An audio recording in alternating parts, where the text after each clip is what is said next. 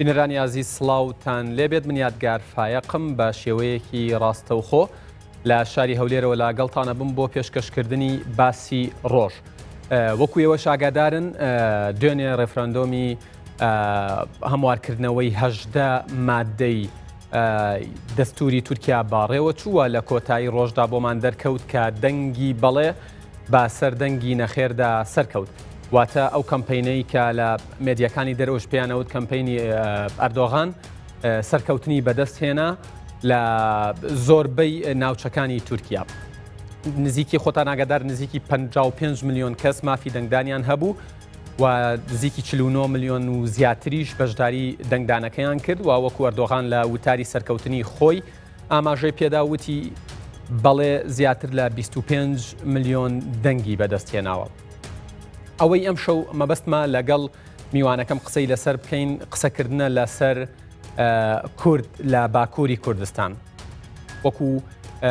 زانراوە و ئاماژەی پێدراوە لە ناوچە کوردیەکان لە بەشێکی باشی شارە کوردیەکان دەنگی بەڵێ و تەنانەت قسە لەسەر ئەوەش هەیە بە پێی بەدواداچوونی کوردستان 24 کە کورد لە تورکیا بووە بە هۆی سەرکەوتنی ئەو کاری کە ئەردۆغان دەستی پێکرده بوو. ئەمانەوێ بزانین هۆکاری ئەمە چی بووە و بۆی من زیاتر نەڵێم لە پێشەکیەکە ئەبێت لە داهاتوودا کورد چۆن مامەڵە بکات لە تورکیا و لە باکووری کوردستان. تەوەری یەکەمم با میوانداری بەڕێز پرۆفیسۆر دکتۆر دلاوەر علادین سەرۆکی ئینستیتیوتی ڕۆژهەڵاتی ناوەڕاست بۆ توێژینەوە. دکتۆر زۆر بەخێر بێن ماندوو نەبن. ئەمەوێ بەو پرسیارە دەست پێ بکەم. ڕێک لە تویتەرەکەی خۆت لە ئەکاونتی فەرمی خۆت بە ئینگلیزی نووسیوتە هیوادارم سەرکەوتوو بێتم لەوەی کە بیکەم بە کوردی. نووسیوتە سەرکەوتنە ڕاست و ڕەوانەکەی ئاکاپا لە ناوچە کوردیەکان دەبێت وا لە سەرکردەکانی هەدەپ بکات با چاوێکی ڕەخنانە و واقعبینانە سەیری سیاسەتی ڕابردووی خۆیان بکەن و هێشتاش درەنگ نییە. مەبەستە چی بوو و ئەبێت شتەکان چۆن؟ من بە ئینگلیزەکەی گوتیمە سەرکەوتنە وازحەکە نەک ڕاست و ڕەوانەکە. ڕاست و ڕوون کلێر بەڵێ کلێر وێن معناوەیە وازحە یعنی ڕوونە. لەبەرچیش ڕوونە چونکە ئەگەر بە هەر شێوازێک بردبیەوە ژمارە و دەنگانێکی هێناویانە و جیاوازیەکەی لە بینی ئاونە ئەوەندە گەورەیە ئەگەر مەجای دەستێوەردانیش هەبوو بێ بەو دەرەجەیە نیە چاوەڕوانیەوە دەکرا سەرتاپای ناوچە زۆرینە کوردیەکان دەنجی نەخێر زۆر زاڵتر بووایە لەوەی دەنجی بەڵێ کاتێک لە ڕاستی داوانە بوو. ئەوەش پەیامی زۆری تێدایە بۆ ئەوەی کە ئەوانەی هەڵگری ئاڵای بزوتنەوەی ڕزگاری خوازی کوردینە ئەوەی داوای مافی مرۆڤ دەکەن ئەوەی داوای دیموکراسیەت و زیاتر خۆشگوزارانی کوردستان دەکەن دەبێت لە خۆیان بفکرن ئایا ئەو ڕەوتە گەورە کە سەردەمانێک ڕووی لە هەدەپە بوو هەدەپە لە هەڵبژاردنەکانی ساڵی 2015 بە گوڕی 113 تەواوی تورکیا و دەنگدەری تورکیا و 80 پەرلەمانتارەوە چۆ پەرلەمانی تورکیا چی وەی کرد پاشەک شەبکە جا لێرە کێشە لەوەدا لە حالەتێکی بڵین نەئاساییدانا هەم تورکیا بەگشتی و هەم کوردستانی تورکیا بە تایبەت کاتی ئەوە نەبووە ئاوردانەوەک بکرێ بزانی ئایا ئەو سیاسەتانی کە کورد لە باکوور گرتوویتە بەر لەکوێ بەرە ئەو هەردێرە چووە لە چێش بتوانێ سیستمی حکومڕانی تورکی بەکاربێنە بۆ خۆی چونکە ئێستا تێک هەڵکێشان و ئاڵۆزیەک هەیە لە بینی ئەوەی ئایا کورد ئیش بۆ کورد دەکایان بۆ تورکیا دەکا. سیاست مەدارانی کورد لە باکوور لەو چەند ماوەی ئەخیری زۆر کەوت بوونە قالبی ئەوەی کە کار بۆ تورکیا و بۆ دیموکراسیەت و بۆ دش بە ئاکاپە کار بکەن بەڵام لەو بینەیدا نەیانتوانی دۆزی کورد بەرە و پێشەوە ببن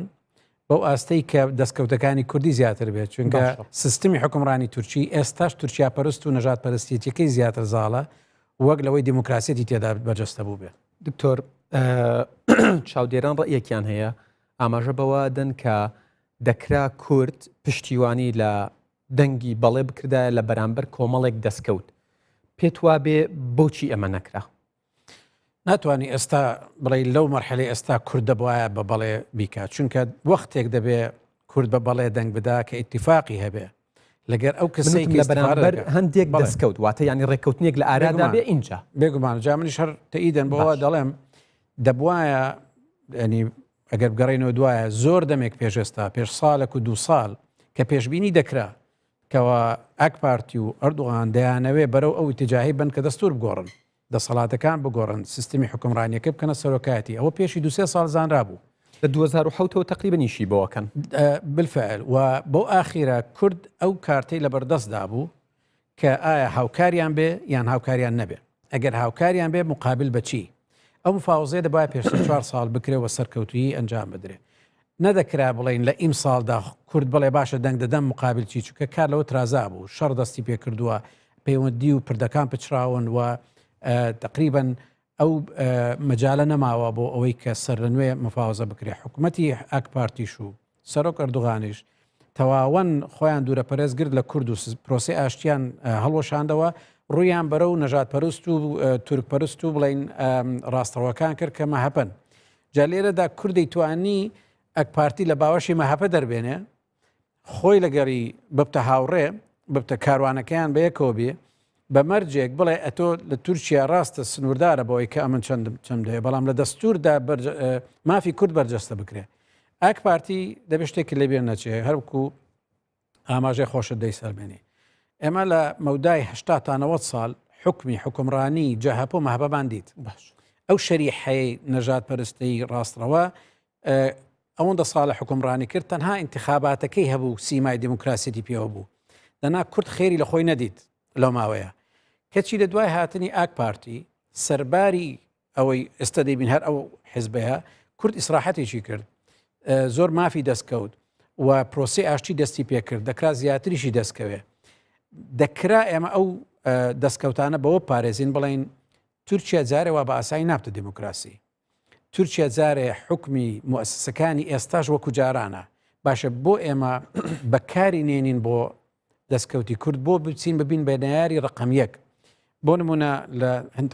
لە هەڵبژاردننی 2015 تقریبا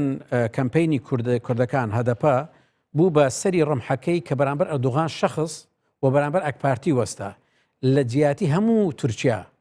وەکە لە انتخاباتیش ئەو شتیان دەستکەوت کورد ئەوەی دەستکەوت کە ویستی ژەوەی 80 پەرلەمانتاری هەبی و بیسەلمێنێ بۆ ئاک پارتی کە بەبێ کورد زۆشتی پێ ناکرێ دەبایە لەوەوە ئاورداتەوە بڵێ باشە ئێستاەوە قۆناغ تێپەڕی قۆناغەکەی تر بە تەرکیز بکەمە سەر بەرژەوەندەکانی کورد واز لەو خیتابە فەلسەفیە بێنین بابزانین لەوەدا هەتا ئێستا ئەوەی کردمانە و دەستمان کەوتووە چیمان دەست دەکەوێت شتێکی تریش کە بەڵامەوە مهمە جەختی لە بکەینەوە بۆ سیاسەتمەدار و بڕاردەرانی هەموو لایەنێک دەبێت لەبیر نەچێ لە دوای 80 ساڵ نادیموکراسیەت لە تورکیا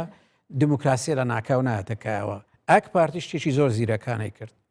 لە مەودای 10 ساڵ ئەوان داپلۆسرا بوون چەندین نەو سەرکردانە لە بەندیخانە بوون چەندین جار بە ناوی جیاواز بە حیزبی جیاواز دەهاتنەوە دیسان حکوومەتیان پێ هەڵدۆشانەوە یان وەلاوە دەنران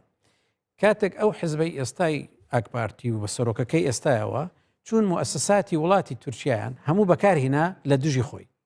بە پرۆسەی انتخابات هاتنە حکمڕانی بەڵام چۆن جاران هەموو دامەزراوەکانی دەوڵەت لە دەستی نەژاد پەرستان و کۆمەڵێکی نادیموکراسی بوو هەر ئەوانیان لە بن دەست دەرهێنان ئێستا بۆ خوانی بەکاردێن باشە کەواتە لێرە تۆ دەبێ بڵێ جیهازی دەوڵەت ئێستا بەکار هەنراوەکو بلدۆزەرێک تۆ بەرەنگاری ئەو بلدۆزەرە دەبی ئایا بەرەنگاری ڕوبەڕوو دەبیەوە شەڕقۆچی لەگەر دەکەی لە جیاتی هەموو تورکیا یان دەچی دەڵێ ئەمە شەڕی من نییە بەتەنیا خۆتی لەگەر دەگونجێنی دەستکەوتەکانی لێ دەستێنی بەڵام پرۆسەی گواستنەوە بۆ دیموکراسیەت و ڕاگررتنی و بلدۆزەرە بۆ هەموو قومی تورکیا بێ بۆ هەموو میلەتی تورکیا بێ بەڵام ناکرێت تۆ بە تەنیا بەرەنگاری بوەستی کاتێک مەهەپە کە زەرمەندی یەکەم بووە لە سیاسەتی ئاک پارتی ئێستا لەگەڵیەتی اتفاقی لەگەری کرد ڕەنگە یەک لە جێگرەکانی سەرۆکیش ئەوان بن باشە هەر بە هەباکە شێوە جەهەپە باش هەر لەسەر قسەکەی خۆت یعنی لە دوای 93 ساڵ لە کۆماری تەمەنی ئەم کۆمارە کە نزیک ئەبێتەوە لە سەدەیەک دەست ئەبرێ بۆ ڕیشەی ترین و بنشینەی ترین گۆڕانکاری کە ینی ئەردۆغان دوێنێشە و لە وتارەکەیە بە ئاشکرا دیار بوو کە گۆڕینی ئەم 18 مادەیە تەنها سەرەتایە کاری تریشەکەن بۆ گۆڕانکاری لەو دەستورە باشە ینی شتێکی پارادۆکسێک بوونی هەیە لەو جێگەیەی مەهەپە کە هاوپەیمانی یەکەمی ئاک پارتی بووە لە گۆڕانکاریەکانی دەستور بنکە جەماوەریەکەی دەنگی نەخێریان زیاتر بۆ لە بەڵێ لە کاتێکە ئەوان چەندێکە هاوارەکەن دەنگ بدەن بە بەڵێ باشە بە پێچەوانەوە لەو جێگەی کە هەدەپ داوای کردووە دەنگی نەخێر بەرز بێتەوە دەنگی بەڵێ زیاترە ینی ئەکری ئەمە وەکو ینی حاڵەتێکی لە ناکا و پێشببینی نەکرا و سەیری بکەین یان ئەمە پەیامێکی تایە بۆ سەرکردەکانی کورد جارێ خوێندنەوەی سیاست لە دەنگدان لە انتخابات قەت بە پێی لۆژیک نابی تەنها بە لەسەر بنەمای لۆژیک تەفسیری بکەی و سیاسەتی خۆت داڕێژی مەهەپا سەرکردەکانی مەهەپا بۆ چەند دەستکەوتێکی کوردخایەن چۆنە پاڵ ئاک پارتی و ئەجنداکەنشان ئەگەر تەماشاکەی زۆربەی دژ بە کووردە دژ بە دابشکردنی دەسەڵاتە دژ بە ئەو ڕوتەیەکە کورد ویستێتی کاتێک تەنانەت نووسەرێکی کورد ئەمڕۆ ینی لە دەیلی سەباح نووسیوێتی مەهەپە حزبێکی بێپرەنسی بەڵێ جا کە مەهەپە سەیری مستەقبەلی خۆی دەکا لە بەرەنگاربوونەوەی ئاک پارتی هیچی دەست نەکەوتووە هیچ ڕازیش نییە بە ڕوتی ئیسلامی و ڕوتی ئاک پارتی بەس لەگەڕەوەشدا دەچێت گەورەترین استفادی لێ دەکا سەرباری ئەوەی کە قاعدە جەماوەریەکەشی ڕازی نییە دەیەوێت لەو چەند ساڵی داهاتوو ئاک پارتی و سیستمی حکومڕانی بدۆشی چەندی دەستکەوتی دەستکەوی دوایی بیر لەوە بکاتەوە ئایا چۆن لە ئاک پارتی بترازێ کوردیش دەتوانانی شتێکی ئەوها بکە نێلی ئاک پارتی بکەوتە باوەشی مەهەپە بەعکسەوە ئەو بچوو باە سیستمی بدۆشی باە بەوەی کە دەستوری پێ بگۆڕی باە بۆی کە بۆ خێری باشە دکتۆر ئەگەر بینەرێگەسە بە دیار بەرنامەکەەوە بێڕەنگە و پرسیاری لەلا دروست بێ بڵێ ئەردۆغان و حزبەکەی و حکوومەتەکەی و دام و دەستگاکانی ئەمن و ئاسایش لە تورکیا هیچ بوارێکیان بۆ کورد نێشتوەوە یعنی تۆ بڕوانە لە دوای 15 تەمموزی ڕابردوو لە دوای بڵین هەوڵی کودەتاکە سیرەکەی بە قۆناغێکی دوای ئەوە وەکوەوەی هەمووی ینی بەرنامەی بۆ دانرابێت سەرکردە دیارە و خاوەن کاریزماکانی بەپێی ئەوان ینی باکووری کوردستان هەمویان دەستگیرەکرێت و ئەخرێنە زیندانەوە هەست ناکەی هەموو ئەمانە ئامادەکاری بوون بۆ ئەوەی ئەم سەرکردانە لە دەرەوە نەبوون بۆ نمونە من نمونەیەک بێنمەوە سەلاحەدین دەمێرتاش ئەیتوانی کاریگەری خۆی بەکاربێنێت لەوێ بۆ ئەوەی دەنگی نەخێر زیاتر بکات بەڵام هەموو ئەمانە بە بەرنامە کراون ینی پرسیارەکەی من ئەوەیە ئاکەپە ئەوترێ پرۆژەی هەیە بەڵام لایەنە کوردیەکان پرۆژەیان نییە تا چەندە هاوڕایت ئەمە ڕای منیش نییە وەکو ڕاگەیاندن کارێک ڕاست نییەوە ئەگەر بڵین کورد پرۆژەی نییە و هەدە بە پرۆژەی نییە هەدە بە خاوەن قەزیەیە باش پرۆژەی گەورەی هەیە بەڵام لە هەر پێچێکی مێژووی لە هەر حەدەس و لە هەر ئەزمەیەکدا دەبێ سەرکردەی خاوەن ڕوئیای هەبی ئەو ئەوانە بکاتە دەرفەت ئەو ڕوتی ڕووداوانەی کە باسی دەکەی بالفعل ئەگەر بیخێ قالبێکی مێژیەوە وەک برەی دیزاین کراوە وەک برەی بۆ هەدەفێکە جا خۆ شاراوەش نییە هەدەفەکە لە ڕۆژی خۆیدا ئاک پارتی و سەرۆکەکەی مەبەستیان بوو کە چەندیان لە حکم بە دەرەجەیەک زێگیر ببی جارێکتر ئەو چەنگە شل نەبێ ئەو دەسەڵاتە دەستیان نەچێ جا لێرەدا پێویستی بە هاوپەیمانەتی بوو لەگەر کورد بێ لەگەر مەهەپە لەگەر هەرچی بێ دەیکەن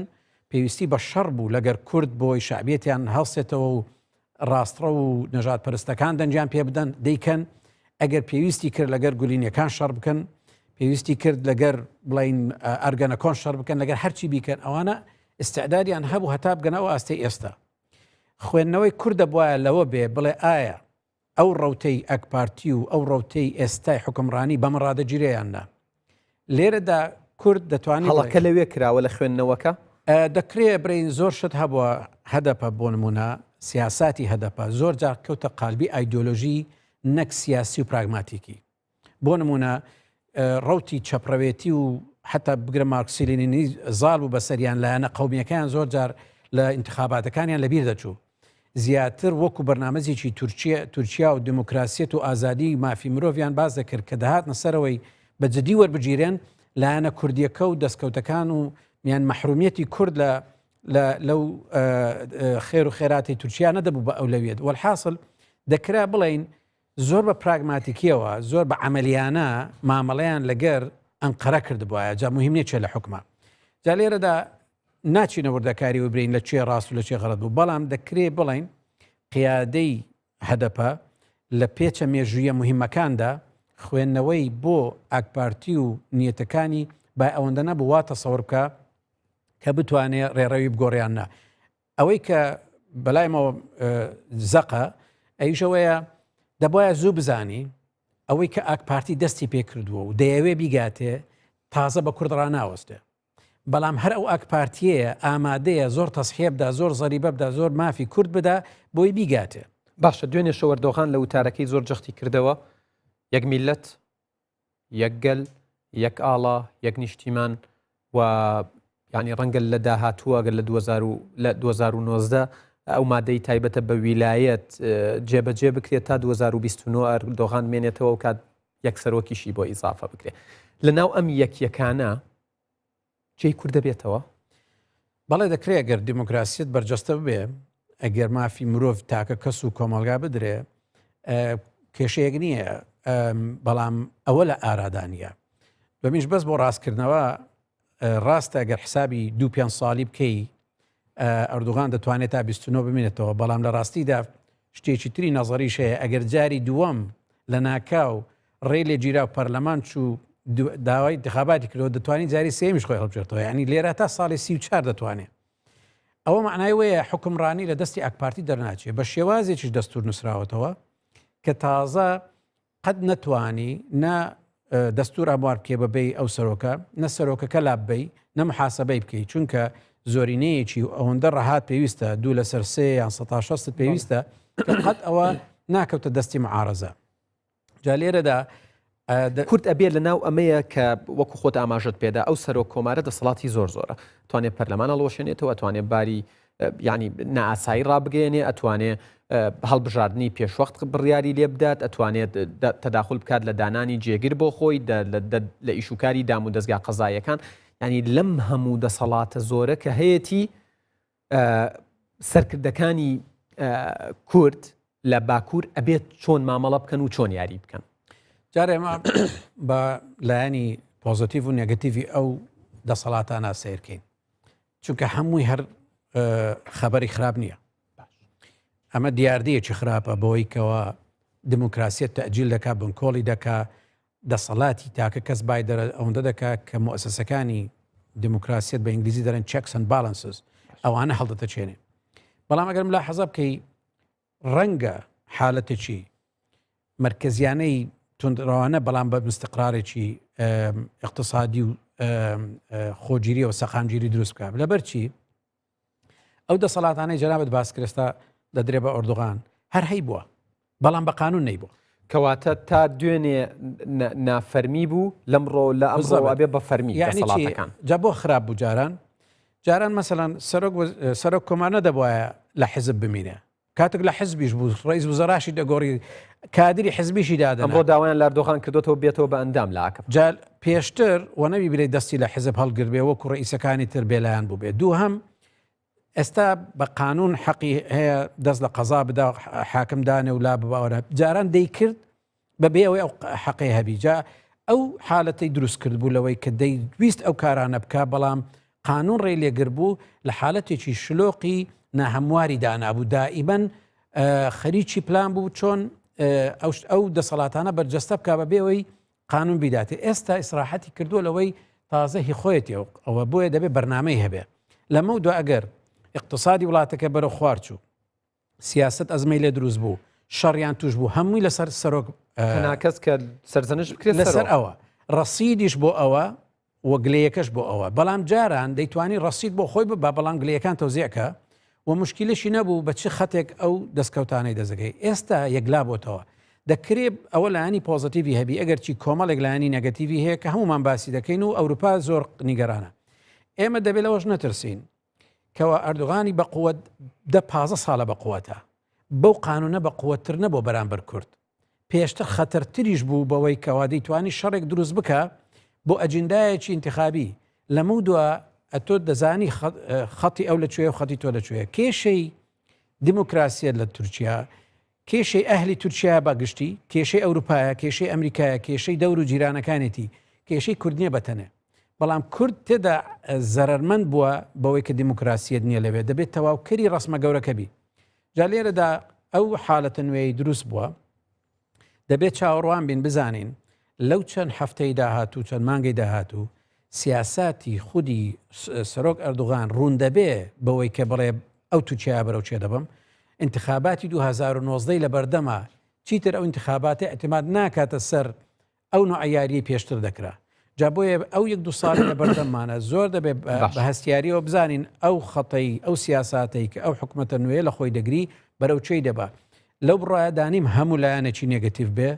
ئەوەی کە خەڵک لێ ترسا تازە بوو دەبی مامەلەی لەگەر بکەی دەبێ کوردیش کە دەڵێن کورد دەبێ خوردی کەینەوە بۆی کوردی باکوور و کوردی باشوور و کوردی ڕۆژهەڵات و ڕۆژاوە هەر یەکی بە جۆرەشتر کاردانەوەی دەبێ هەبێ هەر یەکیش بە جۆرەشتر کاریگەری لەسەر دەکرێت بەڵام بە گشتی دەتوانانی بڵێ هەست ڕابگری و بە ئیسیفادەکردن لە ڕابردوو کورد دەتوانێت سوود لە نیگەرانی بە تایبەت یەکێتی ئەوروپا وەربگرێ بەرامبەر بە تورکیاوەتانێ ینی لە ڕاگەیاندراوێکە ئەڵێت کاتی ڕیپۆرتەری یەکێتی ئەوروپا پێری ئەگەر دەستور جێبەجێ بکرێت ئەو خاڵانەی کە گۆڕانکاری تیاکراوە گوتوێژەکانی باندامبوونی تورکیا لە یەکێتی ئەوروپا ڕادەگیرێن و ئەردۆخانیش پێشتر لە 4 کەرنەڤاڵ لە ئەستەمبوڵ ئاماژەی بەوە داوە تا دەنگی بەڵێ بەرز بێت وەڵامەکە بەهێزتر و کوچک بڕترە بۆ ئەوروپا. دەبێ ئەمە کورد گرە و لەسەرەوە نەکەین کە پەیوەندی تورکیا لەگەر ئەوروپا و غەرب چی بەسەردەیان لەگەر رووسیا چونکە هەم خودی شخصی سەرۆک ئەردوغان و ئاک پارتی توانای ئەویان هەیە بە 180 دەرەجە سیاسات بگۆڕن لە هەر کاتێک بۆ هەر ئیتیجاهێکیش. دووهەم نە تورکیا دەست لە ئەوروپا هەڵدەگرێن نە ئەوروپا و ناتۆ دەست لە تورکیا هەڵدەگرن. ڕۆژێک نایە بەو زوانە ناتۆ ببتە مەزدەرێکی تهدید بە تورکیا بڵێن ئەگەر دیموکراسیت بەرجەستانەکەی دەکشێنەوە. لەمە دووە ئەوروپا مامەڵە لەگەر واقعی نوێی تورکیا دەکا نەگدەی گۆڕی. لەمە دووە مامەلە لەگەر خودی سەرۆگەردوگان بە جۆرێک دەکا کە بەڵێ ئەمە ئەو هەموو قووەتەی هەیە هەروەکو لەگەر پوتین ڕۆژێک ڕۆژاندەی کردو دەیکا. بۆیە کورد نابێت گرە و لەسەر تێکچوون و لێکترازانی بینی ئەوروپا و تورکیا بکە. ئەو تورکیا ئەهمیەتی خۆی بۆ شەرقی ئەوسەد هەموو دەمێت بۆ ئەوروپا گەلێک مهمە لە بەرامبەر ئێران لە بەرامبەر رووسیا لە بەرامبەر عەرەب لە بەرامبەر ئەو ئەزمانەی قەومێ تورکیا تەنانەت لە ڕووی تەزدیری بڵێن تیرۆریزم و لاجی و ئەو جا اقتصاد و ئەو جا گاز و نەوت و ئەوانە بیگرە ڕۆژێک نایە وابزانی ئەو کلێنە دەرفەتی بۆ کورد تێدا دەبی. باش بەڵام ئەزمەکانی هەنە هەندێک لە هەندێک ڕۆوە دەرفەتە لە هەندێک ڕۆ هەڕەشەیە بۆ کورد. باشە دکتۆر کۆتا پرسیارم ئەمەوێت لە کەمتر لە خولەکێکە وەڵام بیتەوە. قسە لەسەر ئەوە هەیە لە دوای هەڵبژاردنە گشتیەکانی 2015 ئەو ناوچانەی کە کورد تیایدا باڵا دەست بوو دەنگی زۆر باشی هێنا پاشە کشەی کردووە. زۆر بە کورتی پەیامێک گەر بۆ سەرکردە کوردەکانی تورکیای بنێری ئەوانەی لە زیندان نوانەشی لە دەرەوەن. ئەگەر واز لە گلەی بێنن واز لەوە بێنن ئەمەنجاممان قبول نییە تانەی لێ ئەدەین ئەبێ چی بکەم. ئێستا فترەی بەڕاستی ئەو دیبیت هەیە فترەی بیرکردنەوەیە بڵین ئەو شتانی کە ڕوویاندا بۆچی بوون بەرەو کوێ دەچن ئەو تورکیای نوێیە بەرەو کوێ دەچی ئەو دۆستە نەیارانە لەگەر ئەو دۆستانە بڵین ئەو قەزم دۆست و نەیارەکان لە کوێی مەوقعەکەدان وە کوردیش وایە تەسەوڕ نەکە کە تەنها بە ئاوردانەوە لە دواوە حکم لە ئاین دەبدا. بۆ نمونە مەسەلەی شەڕی نێوان دەوڵەت و پەکەکە و لەگەر ئەو شتانی لە سووریاش دەگوزارێن زائیدەن حەبسکردنی ئەو هەموو سەرکردەیە ئەوە دەبێت لە چوارچێوەی ڕسمە گەورەکە بیبینی. حکوومەتی ئاک پارتی بە هەزاران بە دەیان هەزار خەڵکی تریش لە زیندانی دانا و زیندانەکان پڕ بوونە بە خەڵکی ئەکادمی دەڵێ خەڵکی سیاسی دەر هەمووی تێدایە. تورکیا تەحمولیەوە ناکە اقتصادەکەی زۆر زەرمەند بووە سیاسیەن و دەولیەن و هەروەها لە ڕووی ئەمنیشەوە زۆر زەرێنی کردو معنای حالەتە بەردەوام نابێ. بەس کورد با لێرەدا بیر لەوە بکاتەوە باش ئەگەر بەرەو پێشەوە دەچێت تورکیا ئەو لەکوێی معادلەکان بێ. بەڕای من ئێستاش نابێت گرە و لەسەرەوە بکەین وا بنین ئەو ڕەوتەی تورکیا لە 2 ساڵی ڕابردوو گرتبووی کە نەهزێکی زۆر دژ بە کوردانە بووە بە ڕەوتەکەی شەڕی زیاتر بەرپا کردووە ئەزمەی دروست کردووە لە مەودا ڕەنگە ئەوە نەمێنێ. باشە بۆ ئەمە هەردوو احتیمال لە بەردەماندانە نین پێشەوەی ئەوان دەست پێشکەری بکەن با ئەمە دەست پێشێری نەکەین بۆی کە یەکەیان هەڵبژێرین برین دیارە لەمەودا تورکیا خراپ دەبێ یان باش دەبێ. نەخێر بار چاوەڕام کەیم بزانین پلەکانی ئەو حکوومەتە دەیهاوێ چەندی دەکرێ بگرن لە دەرفەت بۆ کورد. بڵێ پرۆفیسۆر دکتۆر دلاوەر علادین سەرۆکی ئینستیتیوتی ڕۆژهەڵاتی ناوەڕاست بۆ توێژینەوە کە زیاتر بە مێری ناوبانگی دەرکردووە. سوپاس بۆ کاتی بە ئێمە بە بینەرانت بەخشی سوپاس بۆ زانیاریەکانت سوپاس بۆ چوونەکانت. بینەرانی ئەزیز ناوبڕێکی زۆر کورتوەرەگرین و لە تەوەری دووەم لەگەڵ مامۆستا مەڕوان گەڵاڵی سەرۆکی فراکسیۆنی کۆمەڵی ئیسلامی لەگەڵتان بەرداوام.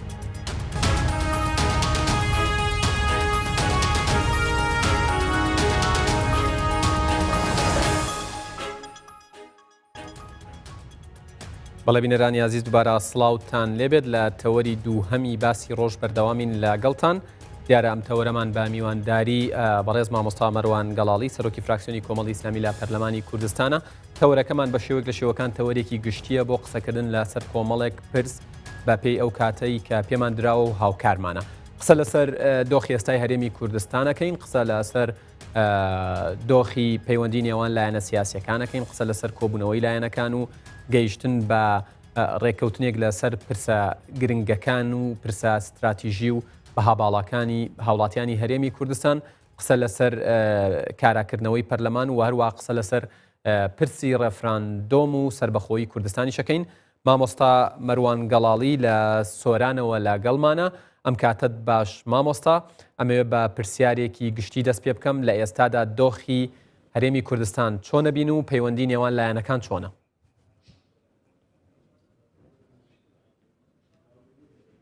مکاتێکت باش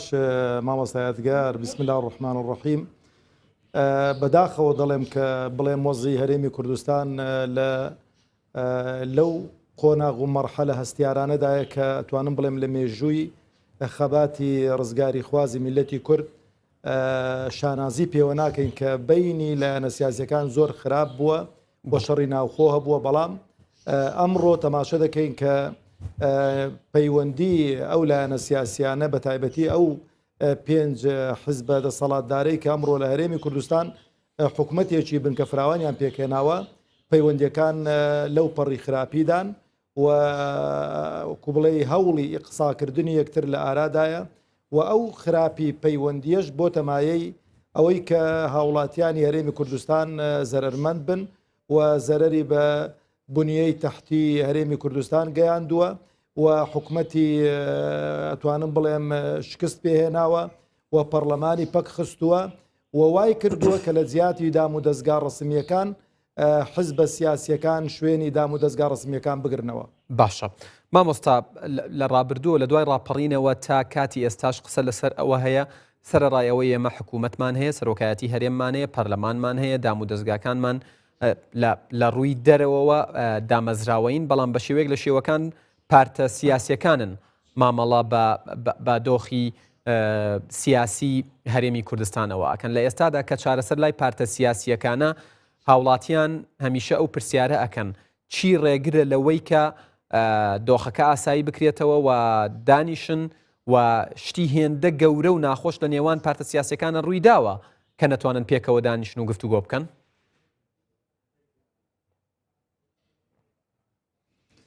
مامۆستا یادگارەگەرە و بارودۆخەی کە ئەمڕۆ هەیە بەراوردیکەین لەگەڵ شەڕی ناوخۆ، ئەو بارودۆخەی کە ئێستانەکە زۆر زۆر ئاسانترە و زۆر ئەتوانم بڵێم سەهلترە چارەسەرکردنی. کاتێکە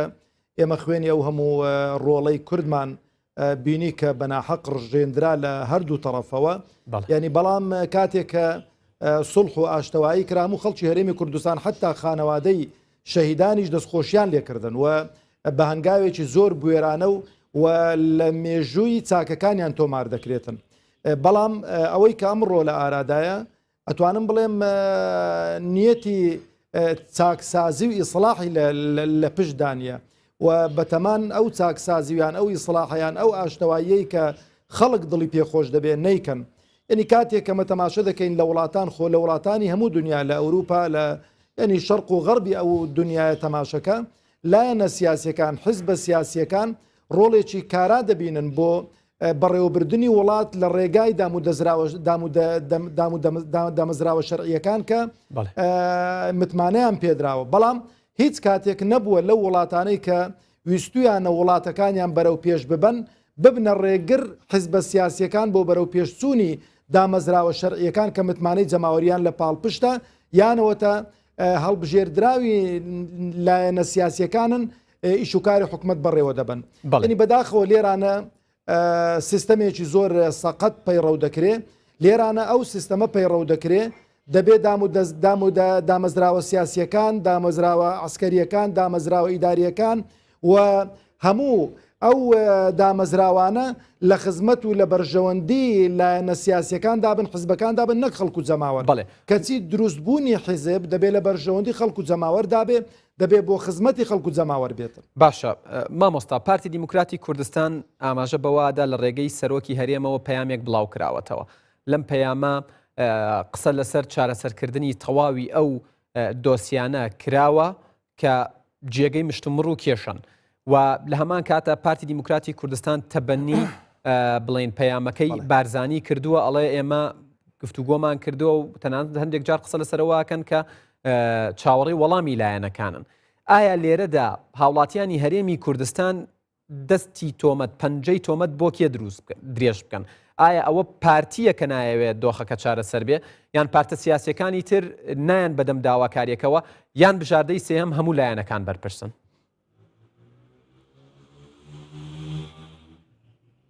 مامۆستا یادگارم قەناعەتم وایە هیچ هەمولایەنەکان لێی بەرپرسیار نین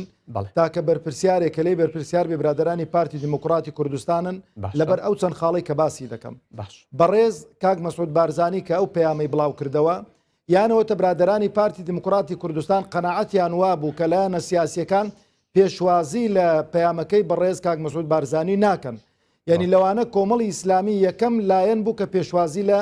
پەیامەکەی بەڕێز کاک مەسعود بارزانی کرد بۆ چاکسازی و ئاشتەوایی و چارەسەرکردنی ئەو قەیرانانەی کە دروست کراون لە هەرێمی کوردستان. برادرانی بزوتنەوەی گۆڕان بە هەمان شێوە، برادرانی یەکێتی و یەکگرتووی ئیسلامیش بە هەمان شێوە. برادرانی پارتی دیموکراتی کوردستان جەولەیەکیان دەست پێ کرد و سەردانی لایەنە سیاسیەکانیان کرد. بەڵام بەداخەوە دەڵێم بەبێ ئەوەی کە هیچ ڕوونکردنەوەیەک بە لایەنە سیاسیەکان بدەن، یعنی کۆتاییان بە سەردانەکان هێنان و جارێکی دیکە بە دوای ئەو وعد و بەڵێنانەی کە بە لایەنە سیاسیەکانیاندا بوو نەگەڕانەوە حتا بۆ معلوماتی بەڕێست و هاوڵاتیانیش. ئێمە لەو وەفدەی کە برادرانی پارتی و یەکێتی سەردانی ئەمیری کۆمەڵی ئیسلامیان کرد لە ئەویان زۆر بەڕاشکاوانە پێگوترا بە وەفدە و بە تایبەتیش بە برادرانی پارتی دیموکراتی کوردستان ئەرێ برادرینە ئێوە پەیامی کاک مەسعود بارزانیتان بۆ پشتگوێ خستووە ئەو سەردانەی کە کردان بۆ سەردانی دیکەی بە دووادانەهات بۆ جێبەجێکردنی پەیامەکەی بەڕێز کاک مەسعود بارزانی. قەناعەتم وایە هەموو خەڵکی هەرێمی کوردستانیش چاک دەزانێتن و بە تایبەتی ئێوەی ڕاگەیاندن کار زۆر باشتر دەزانن چونکە لەگەڵ ئەحداث و لەگەڵ وەقایعدا دەژین. برادرانی پارتی نەیانویست ئەو پرسە گرینگە کە بەڕێز کاک مەسعود بارزانی هات بۆ سەرخەت و بەڕاستی تۆپەکەی خستە ساحەی پارتی دیموکراتی کوردستانەوە بۆی کە بەو چارەسەرکردنی کێشەکان هەستێتن، بەڵام بەداخەوەوان بە ئەرچی خۆیان هەڵنەستان. قەناعەتیشم وایە خاڵی دووەم بۆ ئەوەیان نەکرد قەناعەتیان وا بوو لەگەڵ برادرانی یەک ئەوەندەم ماوە بێڵێ مامۆستا یادگار قەناعەتم وا بوو برادرانی پارتی دیموکراتی کوردستان لەو قەناعەتە بوون لەگەڵ برادرانی یەکێتی نیشتیمانی کوردستان دەگەن بە ئیتیفاقێک ئەو ئیتیفاقی کە لە ڕابردوو وڵات بە 50-50 50 بەڕێوە دەچوو قەناعەتیان وا بۆ ئەو ئیتیفاقە بکەن ئەگەر ئەو ئیتیفاقیان کردبایە ئەو کاتەی لایەنە سیاسیەکانی دیکەیان دەخستە بەر ئەمری واقع و دەیان گوت ئێمە بەم شێوە وڵات بەڕێوە دەبین پەرلەمانی خۆمانە و حکومەتی خۆمانە و ئەوەی کە ڕازی بەم شێوازی حکومڕانیە چاکەوەی ڕازی نییە دەرکە کراوەتەوە خوا حافیزی بێت. باشە کەواتە بە بڕای ئێوە مامۆستاوەکو کۆمەڵی ئیسلامی پێتان وایە لە ئێستادا تۆپەکە لە گۆڕەپانی پارتی دیموکراتی کوردستانە واگەر هەنگاوی داهاتوو نەنێت کەواتە ئەوان خەمساردن لە چارەسەری کێشەکان.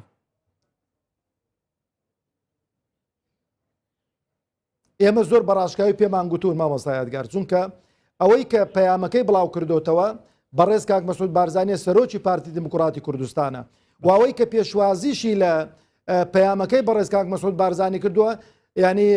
پێش پارتی دیموکراتی کوردستان لایەنە سیاسەکانی دیکە بوون کەواتە لایەنە سیاسەکانی دیکە ئیستعدادی خۆیان دەربڕی بۆ چارەسەرکردنی ئەو بارودۆخەی کە لە هەرێمی کوردستان دروست کراوە لە ژێر ڕۆشنایی و لە ژێر چەتری ئەو خاڵانەی کە بەڕێز کاک مەسعود بارزانی پێشنیازی کردن و پێشنیاری کردن بۆ لایەنە سیاسیەکان و پێشوازیشیان لە وەفدی برادرانی پارتی دیموکراتی کوردستان کرد و وعد و بەڵێنیشیان بە لایەنە سیاسیەکاندا جاری دووەم بگەڕێنەوە بەڵام تاکو ئێستانەکە نەگەڕاونەوە خوازیارم ئێستاش نەچووە بچێتن لەبەرەوەی کات لە مەسلحەتی هیچ لایەکماندانە جەولەی دووەم دەست پێ بکرێتەوە لە چوارچێوەی ئەو خاڵانەی بەڕێز کاک مەسعود بارزانی ئەو چارەسەری ئەو کێشانە بکرێ کە لە پەرلەمان لە پەرلەمانەوە دەست پێ بکەین و لە ئاشتەوایی نێوان لایەنە سیاسیەکان و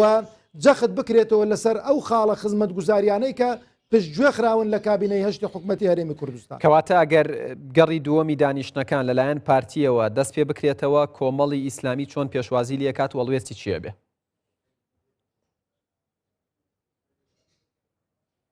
کۆمەڵی ئیسلامی ڕایگەیاندووە لە ڕابردووش کە وەکو گوتم یەکەم لایەن بوو ڕایگەیاند کە پێشوازی لەو چەند خاڵە دەکا کە بەڕێز کاک مەسعود بارزانی پێشنیاری کردن و ئێستانەکەش هەموو لایەنە سیاسەکان نەک کۆمەڵی ئیسلامی برادرانی بزوتنەوەی گۆڕان و سەرجەم لایەنەکانی دیکە پێشنیار و تێبینی خۆ و تێڕوانینی خۆیان لەسەر خاڵەکان خستۆتە ڕووە بە برادرانی پارتیان ڕاگەیاندووە چاوەڕێ دەکەن وەفدی دانوستکاری پارتی دیموکراتی کوردستان جارێکی دیکە بچێتەوە لایەن بۆی کە گفتوگۆکەت سڕتر بکرێتەوە و خڕ بکرێتەوە لەسەر ئەو خاڵانە و شێوازی چارەسەری کێشەکان پێشنیار بکرێتن لە لایەنە سیاسەکان بۆی بگەنە نەتیجەیەکی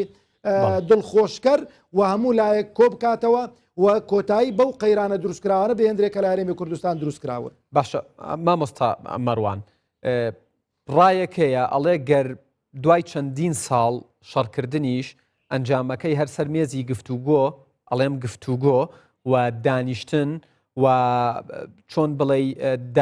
دانوستاندن بێت ینی لە هەندێک شت خۆشە بیت و هەندێک شت بەدەسێنی لە بەرامبەرە کەواتە ئێستا ئەمەی ڕوئەدات کاتکوشتنە و مەبەستیان نییە و لە خەمی هاوڵاتیانی هەرێمی کوردستانە نین بۆیە لایەنەکان بەگشتی تا ئێستا نەگەشتونەتە ڕێکەوتنێک چکە کەس بڕیاری نەداوە کە شەڕ بکات و بە شەڕ کێشەکان چارەسەر بکات. لە بیدایەتی کە ڕێگری لە ناشەڕ نابێتن یعنی ئەوە ئیشاڵە خوازیارین و قەناعەتیشمان وایە کە لە هەرێمی کوردستان ئیشاڵە شەڕ نابێتەوە و دەبێ هەموو لایەکمان دژی ئەوە بین کە جارێکی دیکە خوێنی کوڕی کورد بەدەستی کوڕی کورد بڕژێندرێ کە دەبێ هەمومان وەکو هێڵێکی سوور بێ لە لای هەموو لایەکمان لەبەرەوەی بەڕاستی و خاڵێک کە دەبێ مەسەلەی حزباتی لێوە دەرنین ئەوەی تری ئەمن لەو ڕۆژەی کە ڕێگری لە بەڕێز سەرۆکی پەرلەمانکرا گوتومەوە ئێستاش دووبارەی دەکەمەوە ئەو وەزع سیاسی قەناعەتم وایە چاناکرێتن تاوەکو هەڵبژاردننی داهاتوو جانازانم هەڵبژارنەکە دەکرێیان ناکرێ بەڵام ئەو قەیرانانە بەردەوام دەبن وە کێشە و مشکلەی دیکە دروست دەکرێن بۆ هاوڵاتیان بۆ لایەنە سیاسیەکان بۆی کە کێشە لە دوای کێشە دروست بکرێتن ئەو کێشانەی پێشی ئێستانەکە لەبیر ببرێن. مامۆستا یادگارجان ئەگەر زۆر بەوردی تەماشای ئەو وەزع و بار و دۆخەی هەرێمی کوردستان بکەین بار و دۆخێک سازێنراوە لە هەرێمی کوردستان هاوڵاتیانی هەرێمی کوردستان نەباچیانە چێ سەرۆکی هەرێم بێ نەباچیانە چێ سەرۆکی پەرلەمان بێ نەباچیانە چێ حکومڕان و دەسەڵاتدار بێ خەڵکەکە هەمووی هاواری لێ هەستاوە بە تایبەتی دەست بۆ قوتی خەڵک براوە خەڵک ئێستا داوا دەکاتن دەلەکا کە ئەو مافە حەق و ئەو مافەی کە ڕەوایە بە هاوڵاتیەکی کورد پاش ئەو هەموو خەبات و شۆڕش و خوێن و ئارەقەی کە ڕژێندراوە ئەو مافەمان بۆ بجێرنەوە کە حەقی خۆمانە دەوامی خۆمان دەکەین ماندوو دەبین هەر لە برایانی پێشمەرگەمان لە ئاسایش لە کارمەندان لە مامۆستایان لە هەموو چین و توێژەکان لە هەرێمی کوردستان هەمووی خۆی بە مەغدور دەزانێتن وە خۆی بە نانبراو دەزانێتن یعنی لەبەر ئەوە بەڕاستی ئەو وەزعا قەناعەتم وایە نیەتی چارەسەری لێ نەهێنراوە دەناگەر نیەتی چارەسەری لێهێنرابێ ئێمە نابێت لە بیری بکەین ئێمە لەگەڵ ڕژێمی بەعسی گۆڕ بە گۆڕ ئامادە بووین دابنیشین وە دەست و چاوی یەکترمان ماچ کرد و مفاوەزات بکەین وە سازش بۆ یەکدیکە بکەین لەسەر هەندێک خاڵ مامۆستا لە چەندین بەرنامە منە و نمونەیەم هێناوەتەوە کە لە ڕابردووە کورد لەگەڵ بەعز دانیشتووە ئەو بەعسەی کە چەندین کەسی لە کوور شەهید کردووە ئەو بەعسەی کە خاوەنی ئەنفال و خاوەنی کیمیابارانە لە ڕووی ئەنجامدانیەوە بۆچی ئێستا کات دەکوژرێت ینی دۆخی هاوڵاتیانی هەرێمی کوردستان لە دۆخێکایە کە ئەم هەموو یاریەیان پێ بکرێت بۆچی کات دەکوژرێت ینی پێت وایە لە هەڵبژاردننی داهاتوو پەنجەی تۆمەت بە تەنها بۆ یەکێتی درێژ بکرێیا بۆ پارتی درێژ بکرێیا بۆ گۆڕان یا کۆمەڵ یا یەکگرتوویانەکانی تر یاخود هەر هەمومان وەکو ئەوترێت لەناو کەشتیەکین ئەبێ هەمووان پێکەوە ینی کار بۆ چارەسەرکردنی دۆخەکە بکەن.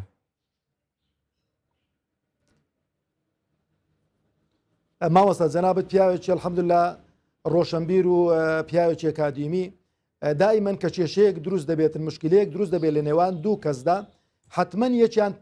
تۆمەتبارە و یەکیان وەکو بڵێ یەکی زوڵمی لێکراوی یەکێکیان مەزڵومە معقول نیە هەردوو کەسە کە پێکەوە بێن لەبەر دادگا بڵێنەوە هەردووکتان ستەمکار و هەردووکتان زاڵمن و هەردووکتان تۆمەتتان ئاراستە دەکرێتن. یعنی ئێمە بەڕاستی وەکو ئەو پیاوەمان لاتۆڕۆ لە هەرێمی کوردستان دەڵێ دوو نەفەر شەڕیان کردو چوون بۆ لای حاکم لی پرسیون گوتوێتەوەی کە لی درا گوتوێ وڵای کوڕی خۆم حەقتە ئەوەی کە لی داوە باسی حاڵی خۆی کردوێش گوتوێتی حەقتە نەفرێکی دیکە لەوێن دەروێتی جەنابی حاکمی ئەوە زوڵمی لێکراوە زاڵمە بۆ هەردووچاوتی قوربان بەخوا تۆش هەر حەقتە. یعنی ئەو ڕۆکە دەبێت دادگایەکە بێ بەڕاستی دەست لەسەر برینەکاندا بنێتن و خەڵکی زاڵم و مەزڵوم لێک جیا بکاتەوە. ئێمە کێشەکان لەکوێوە دەستیان پێکردو مامۆستا یادگار کێشەکانی هەرێمی کوردستان لەوێوە دەستیان پێکرد کە یاسای سەرۆکایەتی هەرێم پرۆژه یاسای بۆ پێشکەشکرا کە بە تەسەووری منەوە شتێکی زۆر سادە و ساکار و شتێکی زۆر یاسایی بوو لە پەرلەمانی کوردستان ئەگەر هاتبا و بەتوانم بڵێم سەرۆکایەتی هەرێم معاملەیەکی تەندروستیان لەگەڵ ئەو هەموار یاسای سەرۆکایەتی هەرێم کردبا ئەو وەزع بێستانە دەگەی یعنی وای لێ نەهات باکە کە ئەنەما خەڵک دەست بۆ هەموار یاسای سەرۆکایەتی دەبا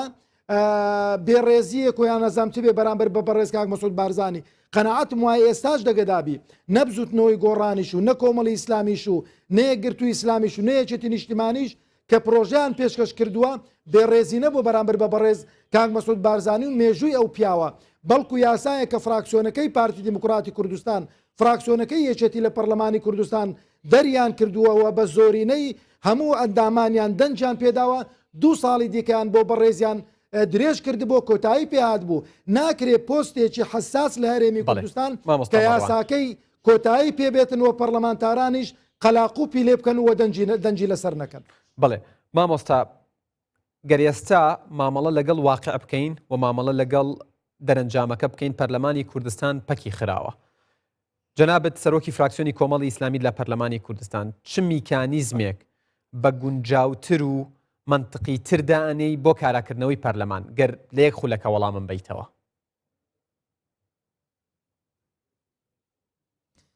باشترین شت بۆ مێژووی بەڕێز کاک مەسعود بارزانی چونکە ئینسان ئەو پۆستەی هەنامێنێتن و لە جیانیشدا نامێنێ بۆی کە لە مێژووی ئەو سەروەریە بۆ خۆی تۆمار کاگەر لە ئاخیری مەتافیش دابێتن ئەو عاجزانە لاباتن و گڵۆپی سەوز بۆ دەسەڵاتدارانی پارتی پێ بکاتن ئەمر بکاتن کە بەڕێز دکتۆر یوسف بێتەوە دابنیشێتن و ئیشی خۆی بکاتەوە کە سەرۆکێکی هەڵبژێردراوی ناو پەرلەمانی کوردستانە متمانەی پێدراوە بە تەسەووری من غەیری ئەوە هیچ میکانیزمێکی دیکەنین چونکە ڕای فەرمی کۆمەڵی ئیسلامیشە برادرانی پارتی پێشنیار دەکەن برادرانی گۆڕان هەندێک داواکاری دیکە دەکەن ڕێی کۆمەڵی ئیسلامیشە. باشە دوایین پرسیارم مامۆستا چکە کەمتر لە خولەک یەکم ماوە قسە لەسەرەوە هەیە دەوترێت حکوومەتی هەرێمی کوردستان دەستی وەک خۆشت ئاماژەت پێدا دەستی بۆ قوت و موچەی وڵاتیان بردووە هەر لەوەی کە موچەکەی دواخست تا کردی بە 3 چارەک تا کردی بە نیوە و ماوەیەکیش چارەکە موچەی دابەشە کرد جگە لەوەی کە تاخیریە کرد. ئێوە وەکو کۆمەڵی ئیسلامی لەناو ئەم حکوومەتە بوونتان هەیە ئایا دەنگی ناڕەزایەتی هاوڵاتیانتان گەیاندووە بە ئەنجومەنی وەزیران لە ڕێگەی نوێنەرەکانی خۆتان لە حکوومەتەوە و وەڵام چی بووە؟ زۆر بە کورتی وەڵامم بیتەوە سوپاس دەکەم. زۆر بە ڕاشکاوانە بەڕێز مامۆستا عەبدولستار مەجید کە ئەندامی ئەنجومەنی سیاسیشە ئەو شتەی بە بەڕێز کاک نێچیروان گەیاندووە بە بەڕێز کاک قوبات تاڵەبانی گەیاندووە و پێشی گوتون ئێمە وعدمان بە خەڵکی هەرێمی کوردستان داوە کە گۆڕانکاری لە نەود ینی سعری نەود بەرز بکرێتەوە گۆڕانکاری لە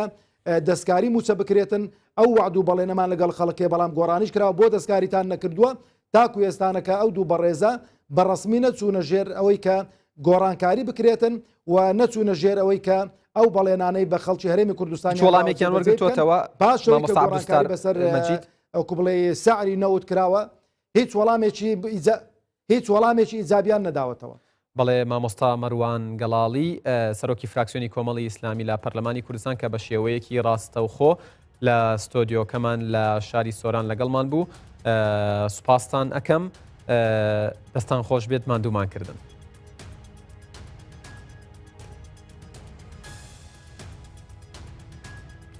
بەڵێ بینەرانی ئازیز باسی ڕۆژی ئەمڕۆ لە دوو تەوەرێکیان تایبەت بوو با ڕیفراندۆمەکەی تورکیا و داهاتووی کورد لە باکووری کوردستان و تەوەری دووەمیشمان تایبەت بوو بەدەوخی ئێستای هەرێمی کوردستان و ئەو بارودۆخە سیاسی کە ئێستا هەیە تا بەرنمەیەکی دیکە ڕێزی یادگار فایق و تەواوی ئەم ستافە جوانە لە شاری هەولێر قبوڵ بکەن بەخوای گەورەتان سپێرم ماڵتان ئاوەدان خواتان.